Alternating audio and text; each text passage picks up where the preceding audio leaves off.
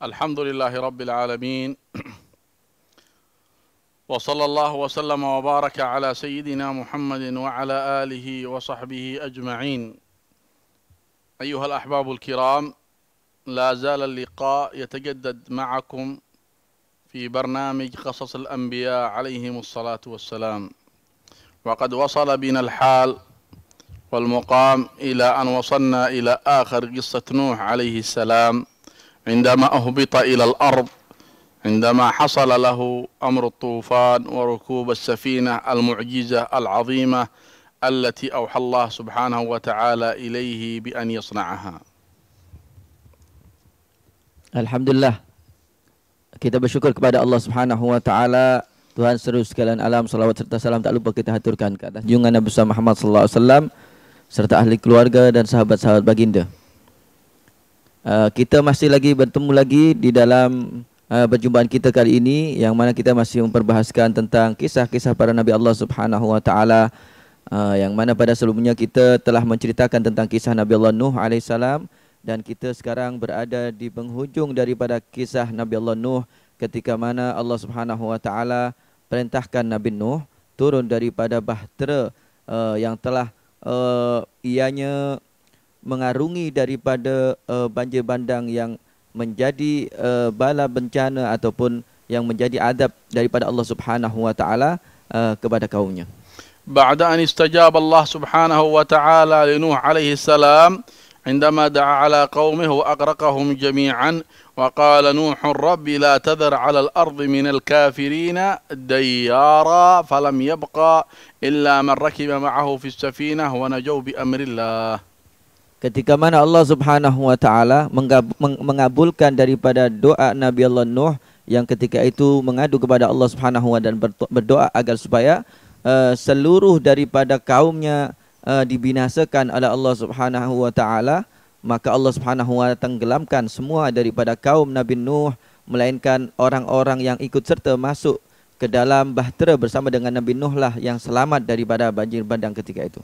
هبط نوح عليه السلام بعد المدة التي مكثها في السفينة وأيام الغرق وهي 40 يوما، كان ذلك الغرق وكان المدة التي قضاها هذا النبي مع قومه المؤمنون الذين كان عددهم 83 ممن آمن به 40 يوما.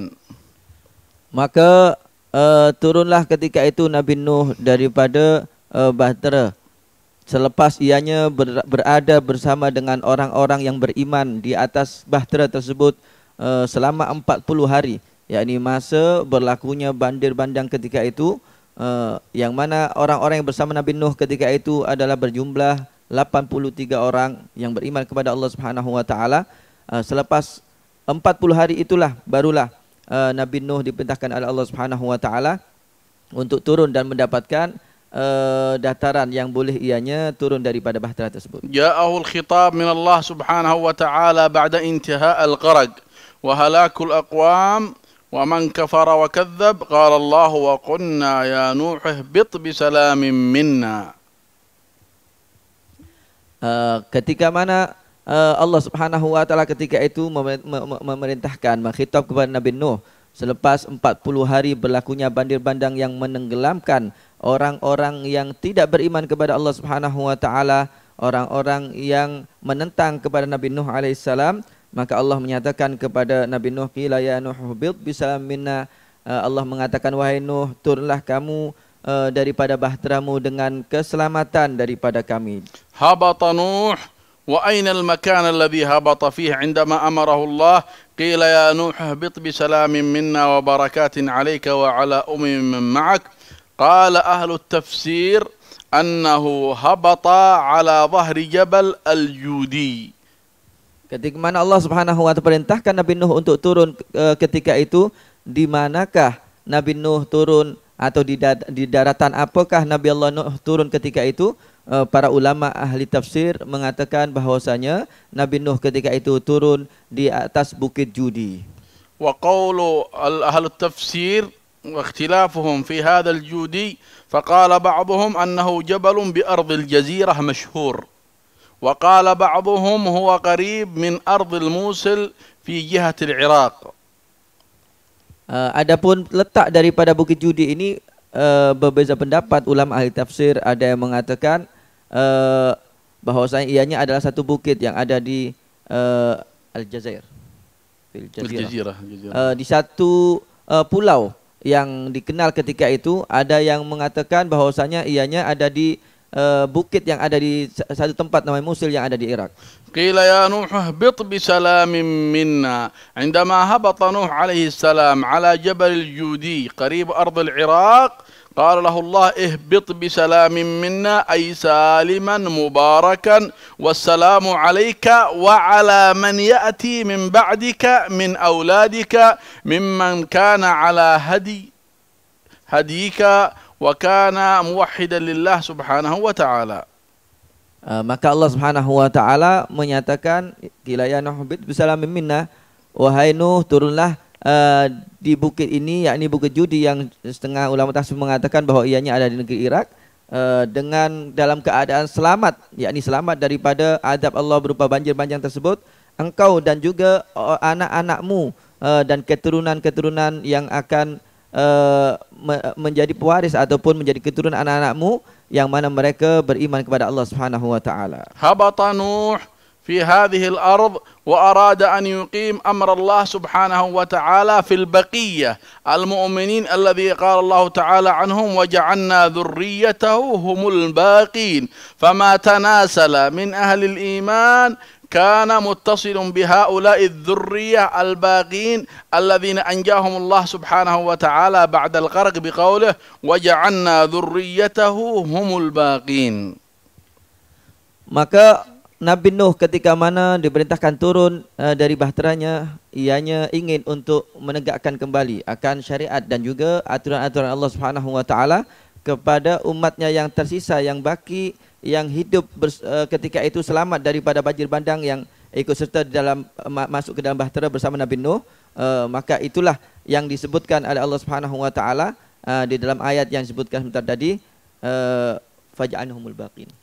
Maka kami jadikan mereka lah orang-orang yang ikut bersama Nabi Nuh yang 83 orang itu, ianya lah yang tersisa daripada umat manusia ketika itu dan akan meneruskan keturunan daripada keturunan manusia. Maka tidak ada satupun orang yang beriman ataupun daripada generasi yang selepasnya sampai kita sekarang ini melainkan nasab kita akan bersambung kepada mereka-mereka yang bersama dengan Nabi Nuh yang selamat daripada banjir bandang tersebut. Rawal Imam Ahmad anna kullu man kana ala wajhi al-ard min sa'ir al-ajnas min bani Adam annahum mansubuna ila al-thalathah min awlad Nuh alaihi salam wa hum Sam wa Ham wa Yafith.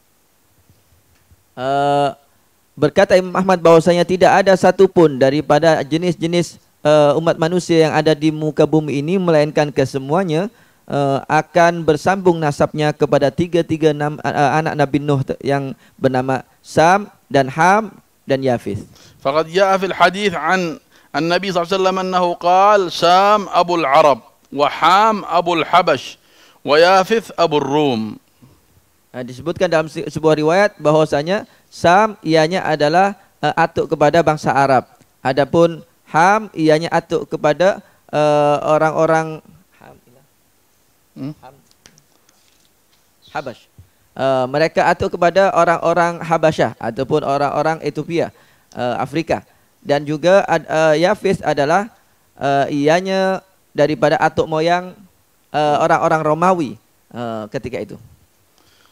هبط نوح عليه السلام في هذه الأرض وأراد إقامة الله سبحانه وتعالى ولكن هناك لفتة من الذي أخبر نوح وكان في ظهر السفينة على أن الغرق قد انتهى. قال بعض أهل التفسير أنه أرسل حمامة لتخبره هل انتهى الطوفان أم لا فأتت له بورقة من زيتون بمنقارها وطين برجليها فعلم أن البلاد قد غرقت وأن الطوفان قد انتهى.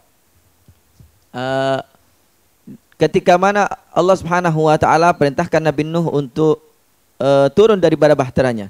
Nah, di sini ada pertanyaan, dari manakah Nabi Nuh mengetahui bahwasanya banjir bandang ketika itu telah pun surut airnya, telah pun habis.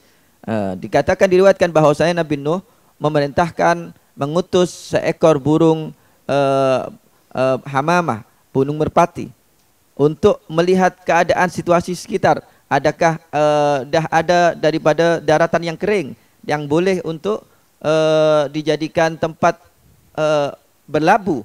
Maka ketika mana burung merpati tersebut kembali kepada Nabi Nuh, ianya mendapati di paruhnya telah membawa daripada buah zaitun dan juga di kakinya daripada bahagian tanah. Maka dapat diketahui bahwasanya di satu tempat telah ada daratan yang telah kering daripada banjir tersebut. Da'a laha Nuh alaihi salam an takuna fi unsin wa aman وأن تكون مألوفة عند كل إنسان في البيوت بدعوة نوح عليه السلام، لأنه قد سبق أنه أرسل القراب أن يأتيه بالخبر، ولكن القراب كان في أثناء الطريق وجد جيفة فمكث يأكل منها ولم يصل الخبر إلى نوح، وعند ذلك دعا عليه فلم يزل هذا القراب من الخائفين ولم يسكن البيوت أبدا. Sebab itulah Nabi Nuh alaihissalam mendoakan kepada burung merpati tersebut agar supaya ianya diberikan ketenangan, menjadi bahagian daripada burung yang berjinak dengan manusia yang boleh tinggal ada di rumah-rumah. Oleh sebab demikian menjadikan burung merpati ini ianya disukai oleh orang dan ianya di antara burung yang berjinak dengan manusia. Berbeza ketika mana sebelum dihantarkan dari burung merpati ini, Nabi Nuh memerintahkan sebuah burung elang ghurab, satu jenis daripada burung orang, burung pemakan daripada bangkai.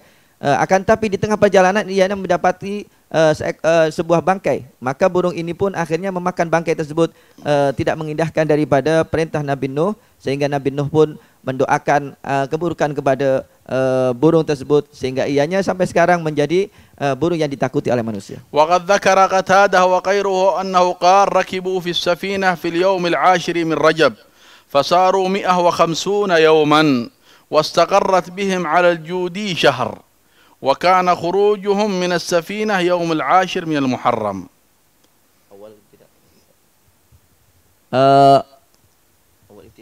ركبوا في السفينة يوم العاشر من رجب. Dikatakan bahwasanya pertama kali pada hari pertama Nabi Allah Nuh menaiki daripada bahtera tersebut pada hari ke-10 dari bulan Rajab.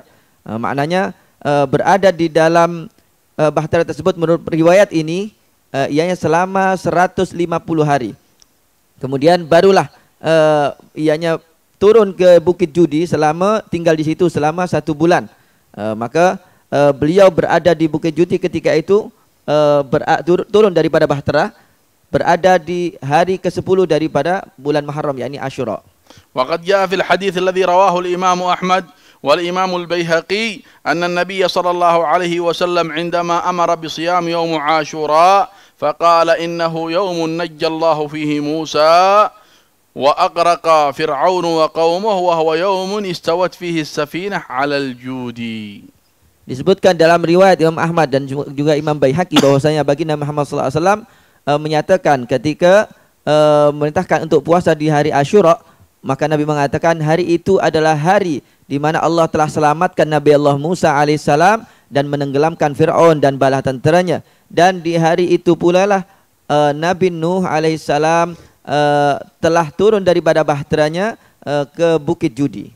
وقد صام نوح عليه السلام يوم عاشوراء إكراما لله سبحانه وتعالى وشكرا على نجاته في يوم عاشوراء وخروجه من السفينة، وكذلك موسى عليه السلام صام ذلك اليوم عندما نجاه الله سبحانه وتعالى من الغرق، فلما قال النبي صلى الله عليه وسلم بذلك نحن أحق بموسى أو بيوم عاشوراء من موسى Fasama Ashur alaihi salam. Maka Nabi Nuh pun berpuasa di hari Asyura tersebut sebagai bentuk syukur kepada Allah Subhanahu wa taala kerana telah terselamat daripada banjir bandang dan dapat menjejakkan kaki lagi di daratan Bukit Judi di hari Asyura tersebut. Begitu juga Nabi Allah Musa alaihissalam berpuasa di hari Asyura disebabkan kerana ianya diselamatkan oleh Allah Subhanahu wa taala dari kejaran Firaun. Maka Nabi SAW menyatakan nahnu aula bi Musa nahnu aula bi Musa minkum, kami lebih utama untuk meraihkan daripada keselamatan Nabi Musa daripada kalian bangsa Yahudi. فصام يوم عاشوراء صلى الله عليه وسلم سن لهذه الأمة بصيام يوم عاشوراء بل قال في حديثه لئن عشت إلى القابل لأصومن التاسع والعاشر. Maka Nabi pun berpuasa di hari Asyura dan memerintahkan kepada kaum muslimin, para sahabat-sahabatnya ketika itu untuk berpuasa di hari Asyura. Bahkan baginda menyatakan dalam riwayat yang lain bahwasanya baginda berkata, lain baqitu ila qabil la asuman at-tasi. Kalau aku diberikan panjang umur oleh Allah Subhanahu wa taala sehingga tahun hadapan, maka aku pun akan berpuasa pada hari yang ke-9 juga. بعد هذه الفترة التي عاشها نوح عليه السلام بعد الطوفان وبعد من خرج من السفينة وآمن من معه أراد الله سبحانه وتعالى أن يقبض روحه فأوصى إلى ابنه أن يقوم بأمر الخلافة بعده وأمر الدعوة إلى الله سبحانه وتعالى بعده. Ketika Allah Subhanahu wa taala telah selamatkan Nabi Allah Nuh daripada banjir bandang dan ianya dah turun daripada bahtera tersebut bersama orang-orang yang mengikut kepada Nabi Nuh terselamat daripada banjir tersebut, maka datanglah masa di mana Allah Subhanahu wa taala akan mencabut roh nyawa Nabi Allah Nuh alaihissalam. Maka ketika itulah Nabi Nuh berwasiat kepada anak-anaknya agar meneruskan daripada risalah yang dibawanya dan juga menjadi khalifah di atas muka bumi ini untuk menegakkan daripada perintah-perintah Allah Subhanahu wa taala. فلما حضرت الوفاة قال لابنه إني أقص عليك خبر الوصية.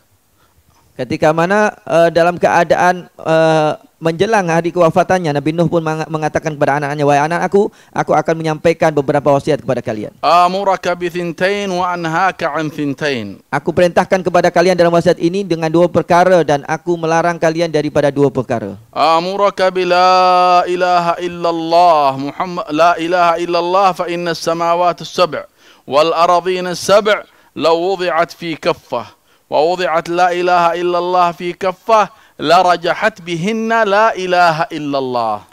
Yang pertama, aku perintahkan kalian untuk menjaga kalimat la ilaha illallah, kerana kalaulah 7 lapis langit dan 7 lapis bumi diletakkan di satu timbangan dan neraca dan juga kalimat la ilaha illallah di dalam timbangan yang lainnya, maka niscaya kalimat la ilaha illallah ini akan lagi berat daripada 7 lapis langit dan 7 lapis bumi tersebut. Walau anna as-samawati as-sab' wal aradhina as-sab' kunna halaqatan mubhamah fadhammathunna la ilaha illallah.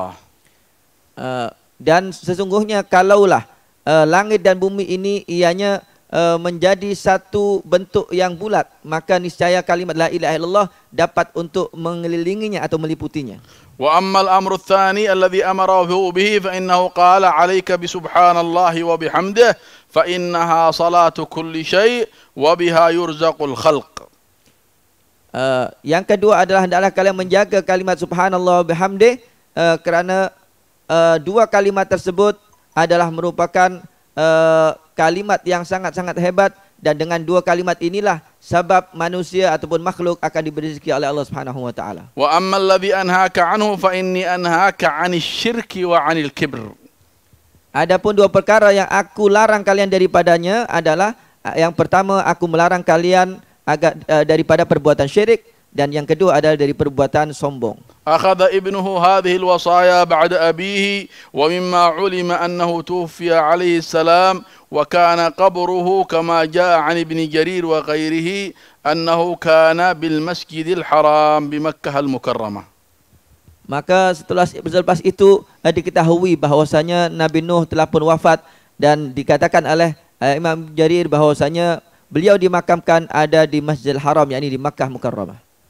عاش صابرا وداعيا إلى الله سبحانه وتعالى طيلة هذه السنوات التي حكاها لنا الله سبحانه وتعالى في القرآن 1000 سنة إلا 50 عاما فسمي من أولي العزم من أولي الصبر والتحمل لما صبر من أجل الدعوة إلى الله سبحانه وتعالى من أجل أن يوصل رسالة الله سبحانه وتعالى إلى الأقوام ومع ذلك لم يؤمن به إلا 87. أسأل الله سبحانه وتعالى أن يلحقنا وإياكم بركب الأنبياء عليهم الصلاة والسلام وأن يحشرنا وإياكم في زمرتهم آمين آمين يا رب العالمين. نستودعكم الله الذي لا تضيع ودائعه وإلى لقاء آخر.